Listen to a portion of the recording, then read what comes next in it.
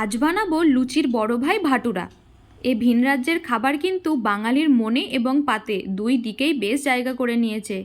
এই দুর্দান্ত স্বাদের নরম তুলতুলে ভাটুরা কিভাবে বানানো যায় তাহলে চলুন দেখে নেওয়া যাক। প্রথমেই নিয়ে নেব 500 গ্রাম ময়দা এবং তার মধ্যে দিয়ে দেবো হাফ চামচ লবণ। এরপর দেব খুব সামান্য পরিমাণে খাবার সোডা, 2 চামচ গুঁড়ো করা চিনি আর 1 চামচ বেকিং পাউডার আর 2 চামচ সাদা তেল। এই সমস্ত উপকরণগুলোকে এবারে হাতের সাহায্যে ভালো করে ময়দার সঙ্গে মিশিয়ে নেব আর একটু সময় ধরে ময়াম দিয়ে নেব।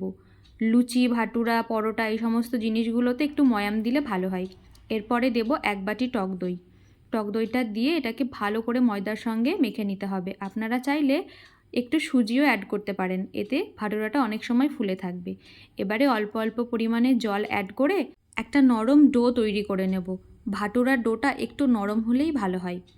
এরপরে এর উপরে আমি সামান্য পরিমাণে তেল লাগিয়ে ঢাকা দিয়ে রেখে দেব যাতে ময়দাটা শুকিয়ে না যায়।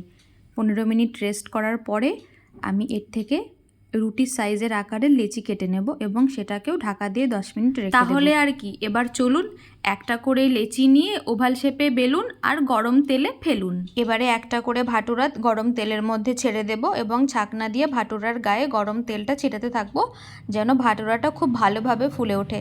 দেখছেন তো কত সুন্দরভাবে একদম বেলুনের মতো ফুলে উঠেছে। উল্টে পাল্টে একটু বাদামি করে ভেজে ভাটুরাটাকে তুলে নেব। ব্যাস রেডি হয়ে গেল আমাদের ভাটুরা। এবার ভাটুরা কি আর শুকনো খাওয়া যায়? তার জন্য আছে ভাটুরার বউ ছোলে। ছোলে রেসিপি আসছে খুব তাড়াতাড়ি। রেসিপি পেতে পেজটিকে ফলো করে নিন। তাহলে দেখা হচ্ছে পরবর্তী ভিডিওতে। ততদিন ভালো থাকবেন, সুস্থ থাকবেন, and thanks for watching. Tata.